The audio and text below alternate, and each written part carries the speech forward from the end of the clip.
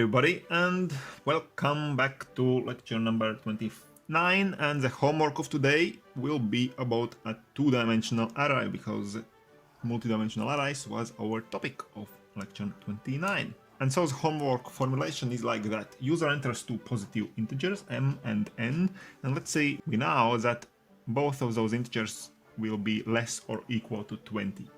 So you can create an array with 20 rows and 20 columns.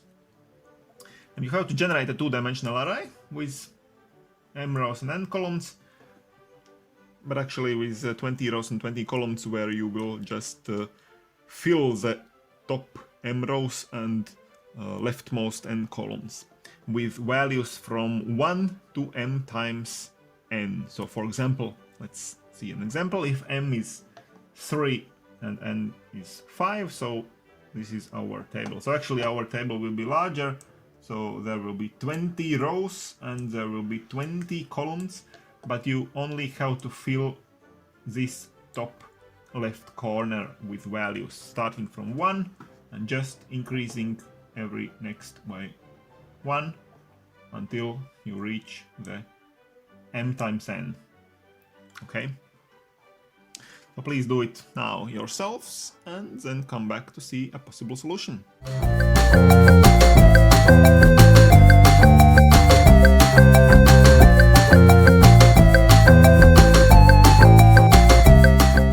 Okay, so now the homework solution. Again, we have divided here the solution into 3 separate parts. So first of all, we have to prepare ourselves to introduce all the necessary variables, for example the variables m and n, which are entered by the user, and the array which we will create. So array R with 20 rows and 20 columns in this case. And now the second part, filling the array with numbers. Again, very similar task to our example from the previous lecture. We create a for loop. First of all, one for loop here, which goes through all the rows of this array. So row number 0, row number 1, and so on until row number m minus 1. So we have to go not through all 20 rows, but only top m rows must be processed in this case. So we go while the index I is less than m. So the first m rows will be inspected here. And within each row, we go also through the whole row, so through the whole elements in this row with index j again, starting from 0 and ending again with n minus 1. In this case, n is the column number.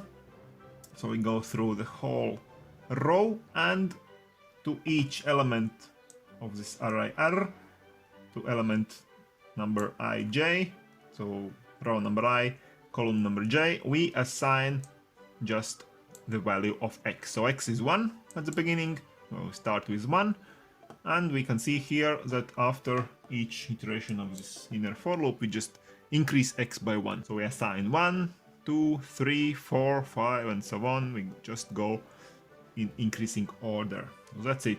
Very simple task. And also the printing task in this case is very simple, of course. If we take as a base the example from the previous lecture, so we actually have to do the exact same thing here. So we have m rows, so row index I changes from 0 to m minus 1, and we have n columns, so 2 for loops included one into another. And within the first for loop, again we have 2 tasks to do within each iteration of this loop. So first task is this, to print out each element of this particular row, print out this element and space after it, and after this is done, we also print the end line at the end of each row, just like we did it in the last lecture. Okay, I hope you have solved this problem by yourselves. So this is it for today.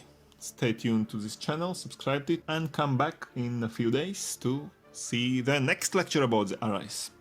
See you!